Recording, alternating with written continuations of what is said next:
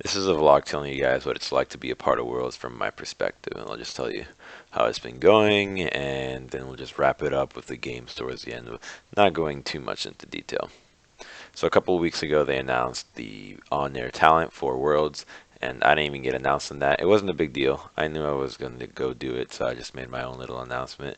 But the important thing is that right after that, I just decided to crack down on watching VODs and really prepare for the event. So what that means is you want to watch VODs, you want to memorize the names of the teams, you want to understand what the meta is like, how they've been doing, the success, the mentalities, talk to teams, talk to players, watch the OPG, OP.GG accounts, track solo queue, pretty much everything you can to fully understand this, talk to other experts in other regions, the whole 9 yards. So a lot of the times I would just put a VOD over on the TV, lay down on the couch, take some notes, and then just pass out. Wake up at 5 in the morning. Turns out I'm watching a Dignitas Renegades game because of the autoplay or some shit like that. Turn it off immediately and then forget about it until the next day.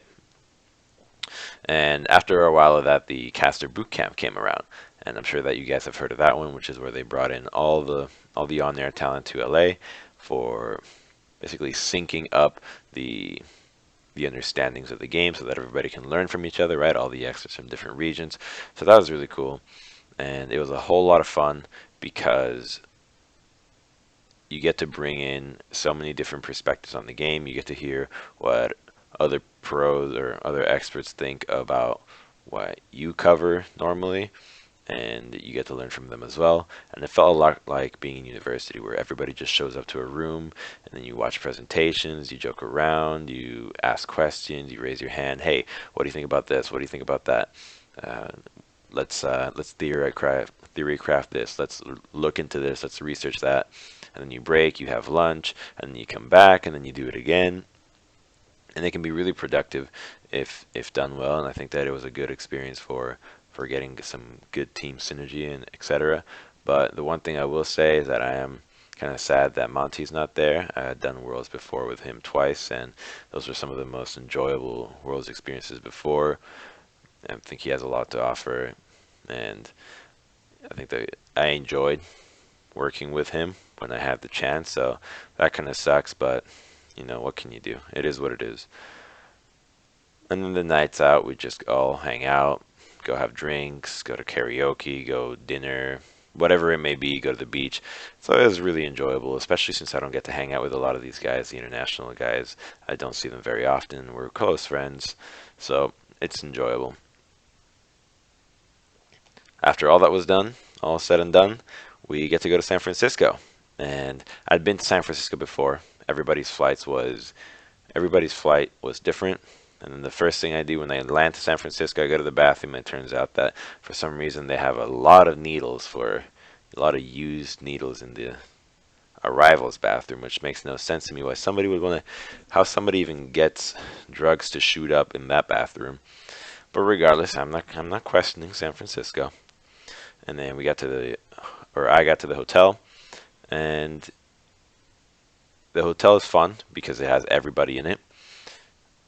All the players, all the staff, all the broadcast, pretty much everybody's in like one hotel almost. So it's really fun because you get to walk around, you see everybody, you can go have food together, and just have conversations that are normally quite inaccessible or have to be scheduled, that you can just meet up, talk for a little bit, talk to somebody else, etc. So that's pretty cool. It's like a bit of an environment that resembles what it's like, or what it was like for me to be sailing when I was like 13 or 12, where every time there's an international event, everybody stays in one hotel, everybody hangs out together, and it's all one big, nice, competitive but fun environment.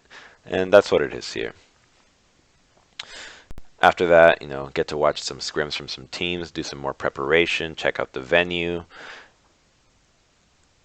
It's a small venue by comparison to the last one that I was at. Obviously, the last one was Toronto, which I think had 21,000 people or 19,000 people, whereas this one I think has a capacity of 7,000. But it's still really nice for the fan interaction. It gets super loud, even though the headsets look super flimsy. For some reason, those things cancel out so much noise. It's actually insane. But I digress. There was one really, really big Thresh cosplay. Like this guy was maybe 8 feet tall. Maybe I'm exaggerating, but this guy was a huge, huge Thresh cosplay, and I kind of wish I had saw more cosplays that were that massive because that'd be really fun. Anyways, we check out the venue, do some of the writing for the show, or just like help make your own points, and then you just prepare for the next day. And I think and then we can just hop on into day one, which day one, I got to be on for all of day one. And the first thing that comes to my mind is obviously G2 versus CLG because we're doing predictions for that. And I have to uphold the profit idea. And on research, G2 looked really good. It looked like a team that could actually go somewhere.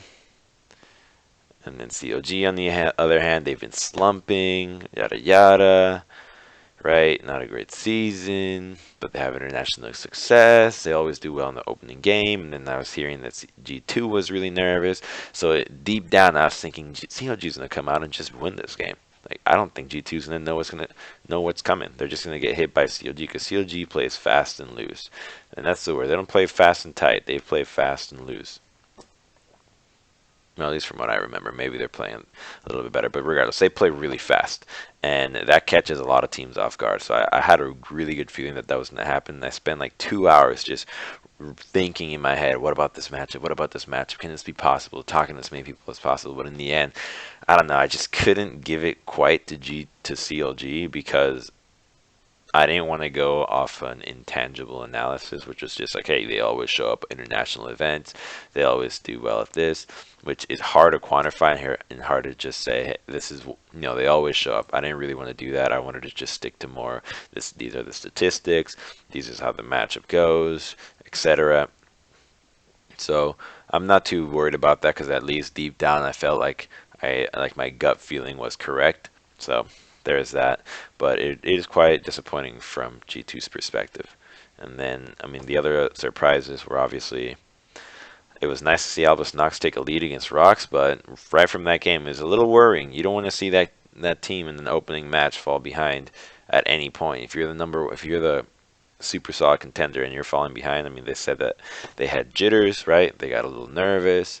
Understandable. They've never been used to this much hype before for being like, hey, this is the #1 seed or top contender for world champion. HUK, super disappointing in that first day. No semblance of team macro play. I mean, honestly, the thing that tilts me the most about HUK is the fact that they're not using TP advantage. But so many teams are doing that, so I can't really put it on them. And then INTZ EDG. Of course, EDG drafts one of the most shitty compositions I've ever seen in my life. Jesus Christ. If you ever play solo lanes that are Irelia, Graves, Vlad, never do that again. Jesus, that is absolute ass. There is no chance. And I think the AD carries were like, or the bot lane was Nami Ezreal. Like, Jesus, man, you can't. You kidding me? That comp was such shit. So really disappointed by them, but happy to see INTZ do well. Samsung versus Splice.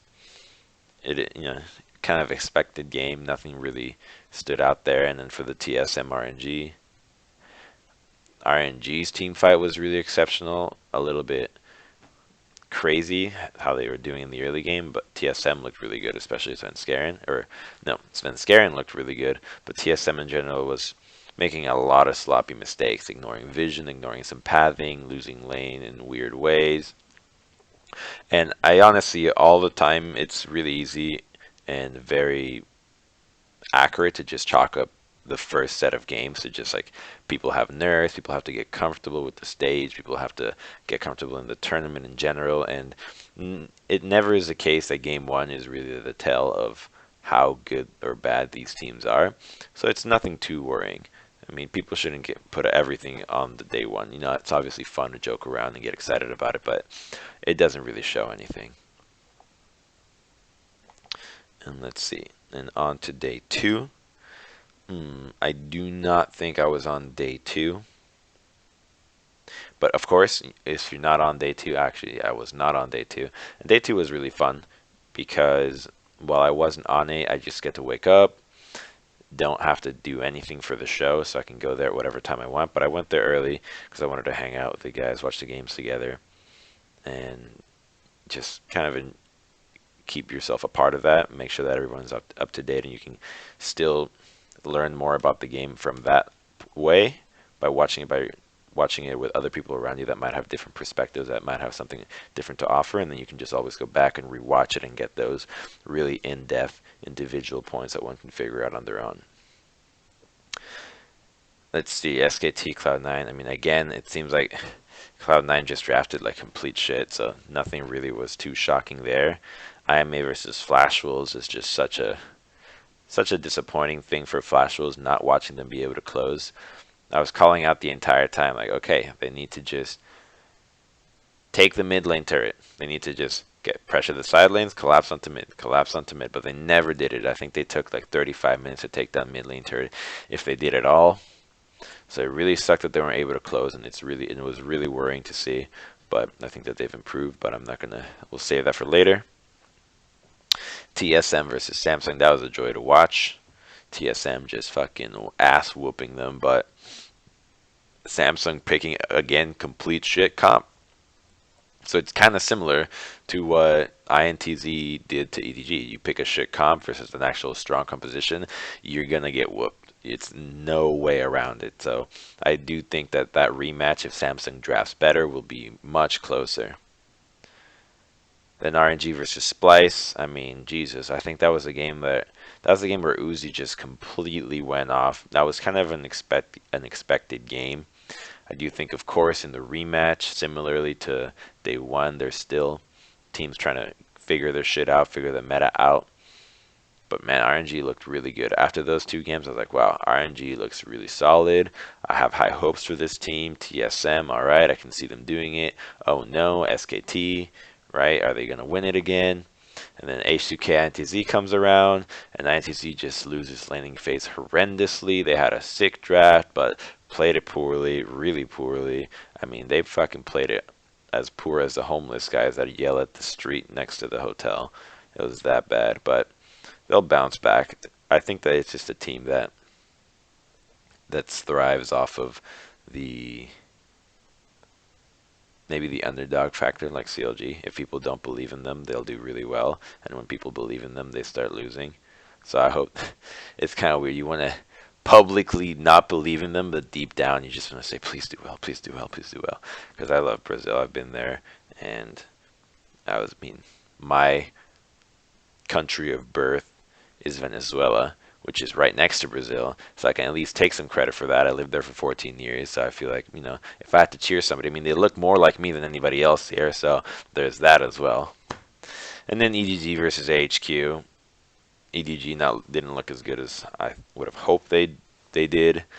Mouse seems to be a bit of a liability at times. Just hope that EDG can get their shit together. It seems like they're a little struggling.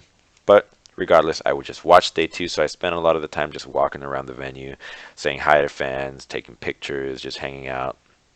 I even got a Flash Wolves shirt, actually what I'm wearing right now. It's a Flash Wolves shirt. It's pretty nice. It's got a little logo right there, but I had to get like a sticker on my hand that just said Flash Wolves. I think it wasn't. I couldn't understand it, so I'm assuming it said Flash Wolves. Honestly, could have said anything else, but I don't think so. And then day three, similar to day two, I wasn't really on it. I think I was on for the back three games, so the later three games, and it follows the same routine regardless. You wake up, you shower, you get ready, and then you just go to the venue. You watch the games together, but you get dressed, you show up, and then you just analyze, I guess. I've always wanted to say analyze one day. One day I will be able to say that on there. But regardless, I only got to do the last three games, but the first one, CLG versus Albus Nox. I watched that. That one hurt, man. That one hurt. Why? I mean, I think Albus Nox played really well. I think Albus Nox definitely played really well. I was just disappointed in seeing how many skill shots were being missed by CLG. That was really it. I don't care if they lost, but just hit shit.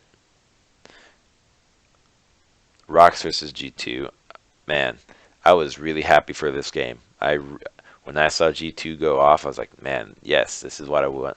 This is what I wanted to see at a G2. Trick popping off. Although in the back of my head, I was thinking, man, it seems like Trick is really the only one making something happen. And I personally really like when teams have multiple members creating things around the map and not just have one guy moving. Oh, I make this happen. I make this happen. Everybody just wait for me. They got nervous, I guess, and threw that Baron. They could have. There is so many different options that they could have done around that Baron and just completely shit on that game, but they took the wrong one and they paid very dearly for it. It is what it is. Flash Rose against Cloud9. My God, that was a rough one. That was a shit fest. I mean, Flash Rose again was unable to close. I think they had triple inhibitors in the Nexus turret, and they were still unable to close. Super crazy. I think they played 117 minutes and were ahead by 103. I think Spawn had that stat on the desk yesterday. So it was really sad to watch somebody get so far ahead and not be able to close out the deal. They couldn't seal the deal, right? They just kept getting cucked, I guess, by themselves. But Cloud9 actually found a really nice flank by Meteos.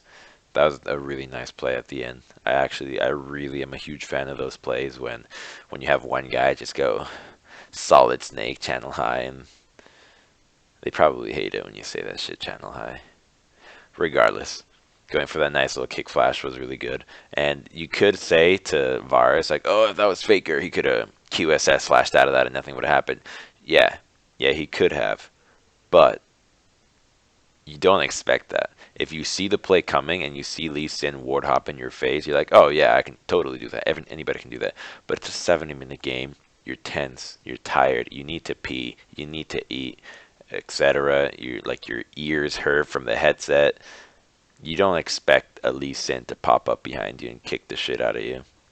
So I thought it was really well played, that final fight. IMA versus SKT. I mean, this was there anything to be expected out of that one? I wasn't surprised at all. That was just SKT doing business. And it was a little worrying seeing them discard IMA so easily, so handedly, because it just looked like, oh, okay, these guys they're gonna win again. Everybody, SKT's gonna take the whole tournament one more time. Just give it to them already. They touched it in front of everybody. What a tease! Just give it to them again. Luckily, things got better the next day. And then TSM versus Splice. I think TSM played really poorly. Splice could have won that game. I think they should have won that game. But ultimately, TSM's late game was actually really solid. And in the interview, I think Doublelift mentioned that Bjergsen was sick, which is really, really shit. If you can't speak, like if you're sick to the point that you can't speak, that is such a huge thing. And it just completely changes the way that you play. So I can't blame them at all for that. Like, you know, it's not.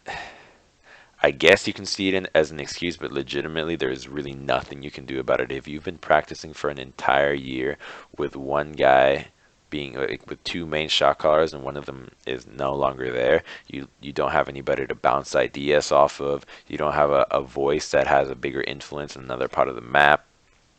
It's so huge. So I'm glad that they were able to pull up the victory because I want them to do well. I mean, I want all the NA teams to do well, obviously. So yeah, I hope that he can recover and actually play how you want TSM to play. And then RNG against Samsung that day 3. I mean, I don't understand. I'm still so baffled at what the hell these teams are doing with the draft. Like, they pick a composition that has 0 CC. You don't. A poke comp does not have a tank. If you play poke, you need a tank. It's that easy. You need a body. Otherwise, somebody's just gonna run straight at you and kill you. You have no disengage. Just like Nidalee Jace, Nami, I think. Which is like, what? No, man. Ooh, oh, and Lee, wasn't Nidalee? Yeah, or yeah, it was Nidalee. I mean, or Karma. Man, that comp sucked. But Samsung picked better than the previous game. They learned from their mistakes and they actually put up a good game and just beat them handedly. So it was good by Samsung to actually just know what to do and showed up, played what you'd expect them, played the way that you would expect them to do, and just won out the game, punishing the mistakes. Like the game so far. And then the games finish, like I didn't mention this, but the games finish like at midnight. The games finish so late that you don't have time to do nearly anything. The fans have to all go leave the venue, so there's barely anybody left, and you just head straight back to the hotel, have a beer or two, and then go to bed and wake up for the next day and do it again. I mean, I didn't even have time to go work out or do anything, but I think that's more on my laziness and not so much on the timing. And then finally on day 4, Hallelujah. This is a fun one. Day 4 starts with HQ NTZ, and HQ had a really solid game. I kind of wish that INTZ was going to be able to do something because I was hoping that they'd be able to play better with the whole underdog factor. But man, they got ass whipped by HQ. But they're getting better. Like the games they started high, they dropped, and hopefully, and it looks like they might be getting back up there. But definitely, Albus Nox is setting the standard for the wild card teams. EDG versus H2K. I mean, I would have hoped to see EDG do really solid. Like, I would have hoped this to actually have been a really close game. I think EDG played it really unproactively. They were unable to find ways to win the game by themselves. They kind of waited for H2K's mistake, and honestly, all of it was just summarized by that face tick at level 1, which, I mean, I'm sure you can watch that and you just die inside a little bit when you go for that face check. I know I was watching a VOD earlier with Crepo about the bottom lane, and that was not a good play. Let's just leave it at that. That was not a good play. And then we have Albus Nox against G2. First of all, I thought it was actually cocky that they left the brand up. I know that I was on the desk with Jad, and he mentioned that he would have rather have seen G2 target ban picks that they're not going to play, that they know Albus Nox will play. I guess they underestimated the brand, but brand's not the reason they lost, right? All of Albus Nox played well. They had a solid composition. They were able to perform on stage, which is contrast to G2, which wasn't able to do anything, which I think Trick was found on Lee Sin, but Lee Sin versus that composition is going to be a living nightmare. When it gets to a grouping phase and you're Lee Sin against Poppy, you are useless. That is such an impossible thing to do. Your Q doesn't work, your W doesn't work, so you have to find a way to get in with kick. Literally, Poppy just has to sit on the carry with W, and they will never engage on you. And if you have Trundle, Lee Sin, like how the hell does Trundle get into Anivia and Brand?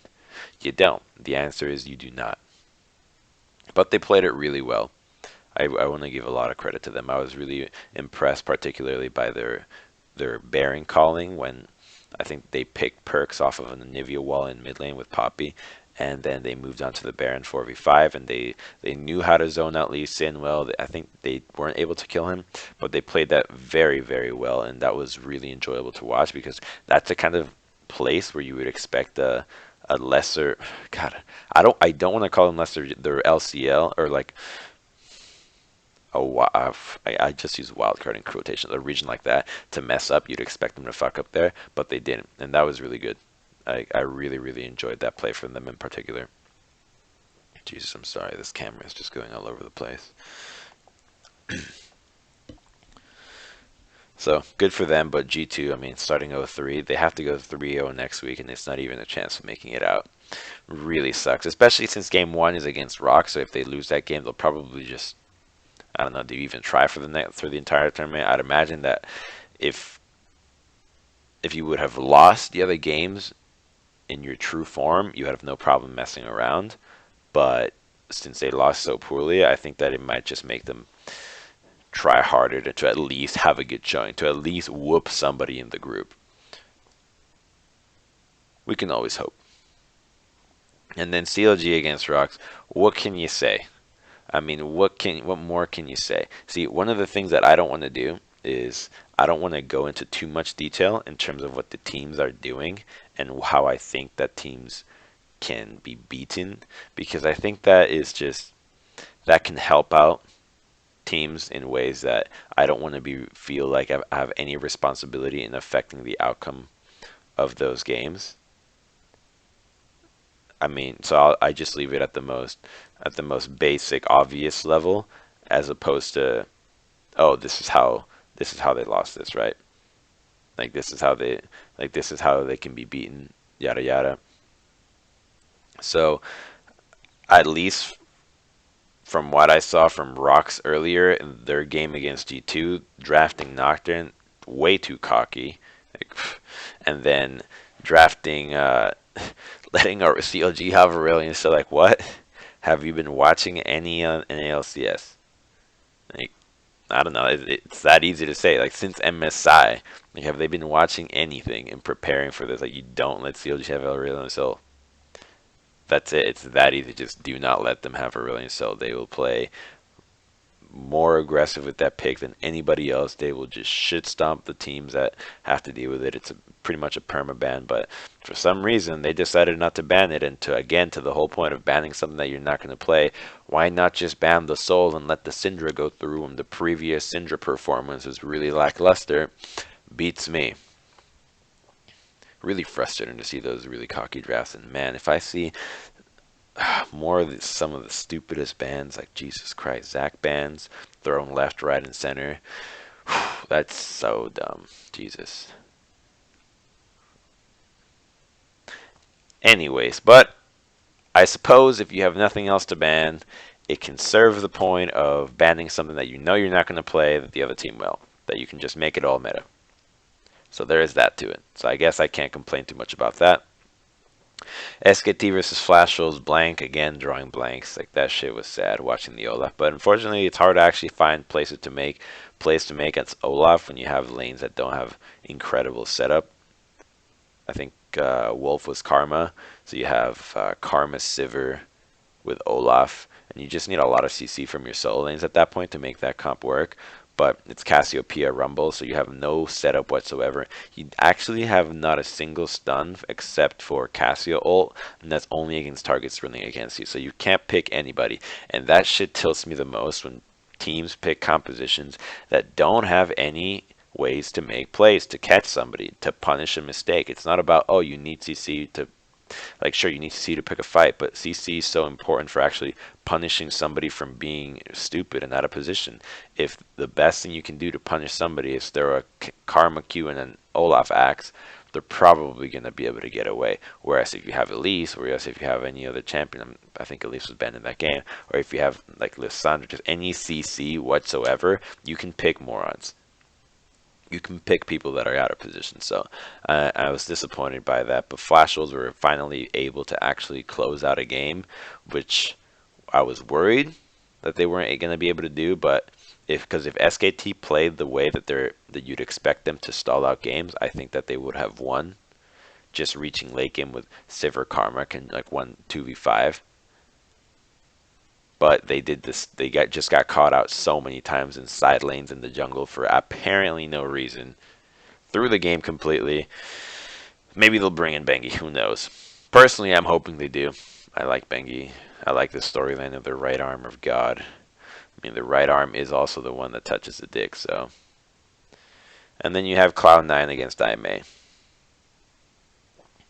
All business for Cloud9. A nice little quick game for them. I think it was like maybe 40 actually, 40-38, but it's a good bounce back game from the Clown Fiesta that happened earlier against Flash Wolves. So it's good for them to get that victory, and especially having seen SKT lose just makes it that much easier for them to be in the group, because now there's only one guy that's 2-1, there's no 3-0s, can easily get first place, and other two teams are tied together below them. So it's a good victory for C9. IMA's draft, I mean, I don't know what to say. I don't think that it doesn't seem like they have a very good read on the meta whatsoever. I would hope that they do really well, because they have really sick jackets. I think Frostkarian came in and she had it's like just silver, and it's just like literally silver, like silver. It looks almost like a space jacket. Like if somebody made a movie in the 1960s and said, "This is what the future looks like. Check out the year 2001," and then that's the kind of jacket that was on. But it's cool. I kind of like it. I also got to get an EDG jersey. That was really nice. I have an EDG jersey. They brought that to us. That was fun. I'm gonna have to wear that. I need to start collecting jackets. And apparently, I think Royals jacket is like $1,000 or something. I can't even believe because it's tailored and some other shit. But I guess that's the price you gotta pay to be Royal, and that's definitely not the price that I would pay. Anyway, so some more closing thoughts is I had a lot of fun on the desk at all times, especially because the only person that had been on the desk with before was Crepo on day one. So we got some nice little banter, I guess, for very little. And then towards the end, for like the conclusion of for what I personally see is that I have a difficult time doing improvement. A lot of my improvement in analysis is purely self-analytical and self-reflective because I find it hard to receive criticism myself. Not that I take it poorly, but that I don't actually receive a lot of it. And I think that one of the things that I'm working on, that I will have to work on for the next couple of days and spend a lot of time just thinking about how to approach this is bringing back humor to my analysis, which is something that I've been doing in the NLCS for a while now. I've been doing it pretty much all the previous years, and I've been struggling a little bit with this one. I struggled with it, I think, in the event in Toronto as well, and I think that's just because of the unfamiliarity with the people that I'm working with, and I think that I also have a difficult time with being the initial guy that brings in the humor, right? If I don't hear anything that I see comedic or understand as comedy that I can latch onto, I have a difficult time just creating that by myself. So I have to work on that, and I think I'll be able to do it for the next week. So it should be a lot more fun, and I should be able to actually own it really well. And then the other aspect is that no, actually, yeah, I think that's the only aspect. Yeah, that's really the one that I wanted to work on the most. Although I do struggle to read in the teleprompter sometimes, or all the time actually. Like when I see that shit, I just freeze. But there's very little of that, so hopefully I can improve that one easily because I think that's very important for future jobs. So it's really not that bad. It's just a matter of pacing. I think is the thing, is the word. But overall, I'm pretty happy with it so far. I'm really happy with the tournament. The only thing that is worrying is the team's getting sick, and some of the drafting issues that I see. I feel like a lot of the play has kind of regressed, and one of the things that really bothers me that I've noticed it doesn't happen too much is punishing players that don't have summoners. Like if it's a normal like regional game, you see one guy that has no flash, and teams will just repeat gang bang the shit out of them until they just want to quit, until they want to cry and just want to tilt off the face of the earth. I haven't seen that in this tournament at all, with the exception of INTZ versus EDG. Look at how well that worked. They won a game off one lane. They found one guy and then just said, "You're not going to play this game." You loaded into the wrong game, man. And